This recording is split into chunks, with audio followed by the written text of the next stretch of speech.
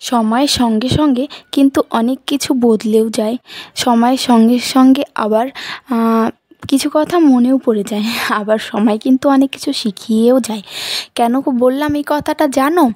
যেমন আমার জীবনেই আমি বাবার বাড়িতে কোনো দিন কাজ করতাম না, কোনো কিছু জানতাম না, সংসার বলতে বুঝতামই না। তো আর এখন দেখো, বিয়ের পরে আমি সব কিছু কাজও জানি, সবাইকে নিয়ে আবার ম্যানেজ করে থাকতেও পারি।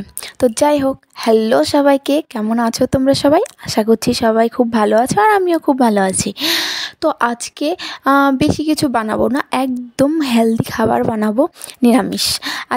আজকের দিনে আমরা নিরামিষই খাই, মঙ্গলবারের দিন। তো আমি আলু মেথি দিয়ে একটা মেথি শাক করব, আর ডাল করব মূলো দিয়ে। আর মায়ের যেহেতু সুগার, তার জন্য করেলা সিদ্ধ দেবো একটা। করেলা আমাদের বাড়িতে রোজ হয় জানো, করেলা ভাজা হবে, না হলে সিদ্ধ হবে। তো দেখো, প্রথমে দেখলেই যে তেলের ওপরে জিরা আর আদা দিয়ে আলুটাকে একটু ভাজা ভাজা করে তারপরে ওর মধ্যে শাক দিয়ে একটু ঢেকে দিব। তো ঢেকে দিয়ে বাস, বেশি ঢাকবো না, তাহলে সবুজ কালারটা চলে যাবে। আর এদিকে দেখো, আমার কুকারে ডাল সিটি লেগে গিয়েছিলো, তার জন্য ভাবছিলাম যে গ্যাসটা খালিও আছে, ওখানে ডালটা সম্বারে দিয়ে নিই। তার জন্য আরেকটা কুকার বসিয়ে দিয়েছি। তো শাকটা আমি কেন ঢাকবো না জানো? কারণ বেশি ঢাকলে পারে যে সবুজ ভাবটা ওটা থাকে না, তার জন্য। এবার একবার ঢেকেই তারপরে গ্যাসের হিটটা বেশি করে দিয়ে ভাজা ভাজা করে বাস নামিয়ে নেব। আর আজকের খাবার না ফটাফট বানানো হয়ে গিয়েছিল। তো খাবার ফটাফট যেহেতু বানানো হয়ে গেছে, অল্প সময়ে, তার জন্য ভাবলাম কি করব, ওপরে যে ডিব্বা আছে ডাল ফাল লবণ টবণ রাখা, ওগুলো সাফ করি। তো ওইগুলো আমি সাফ করতে লেগে গেছিলাম। তো তোমরা দেখো, ডাল আর মেথি শাক আমাদের রেডি। তো আমি পরিষ্কার করছি। কেন জানো?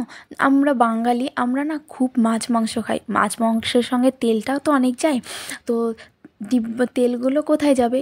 তেলগুলো গিয়ে ডিব্বাডুব্বিতে চিপকে যায়। তো সপ্তাহের মধ্যে জানো এত চিপচিপানো হয়ে যায় ডিব্বাগুলো, তার জন্য সপ্তাহে তো একবার পরিষ্কার করা দরকারই, আমি যেটা বলবো। তো আমি তো করি, তোমরাও করো, হ্যাঁ। কারণ ভালো লাগে না, যখন নিতে গেলেই চিপচাপানো হয়ে যায়। তো তার জন্য, আর সামনে হোলিও। আর হ্যাঁ, তোমাদের সবাইকে আগে থেকেই হোলির শুভেচ্ছা জানাই, হ্যাপি হোলি সবাইকে। আর এখানে দেখো, আমার ভাগ্নি খাবার দিচ্ছে, বলছে মাম্মি তুমি বসে যাও, আমিই দেবো সবাইকে খাবার। এর কিন্তু বয়স 5 বছর, আর 5 বছরে খাবার দেওয়ার যে স্টাইল খুব ভালো, মানে বড় মানুষের থেকেও বেশি ভালো করে দেয়, বলে বলে দিবে, অল্প অল্প করে দেয়। আর এই দেখো, আমার ছেলে একা একাই বসে খেলছে। তো চলো, বাবাই।